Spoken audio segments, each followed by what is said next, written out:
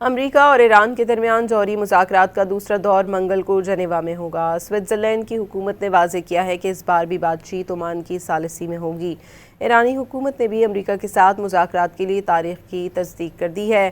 ایران کے نائب وزیر خارجہ مجید تخترونسی نے کہا کہ ایران پابندیاں ہٹائے جانے کے بدلے امریکہ کے ساتھ جوہری پروگرام پر سمجھوتے کے لیے غور کرنے پر تیار ہے۔ دوسری جانب ایرانی آرمی چیف نے امریکہ کو کسی بھی مس ایڈونچر سے خبردار کرتے ہوئے کہا کہ ایران کے ساتھ جنگ ٹرمپ کے لیے ناقابل فراموش سبق ہوگی۔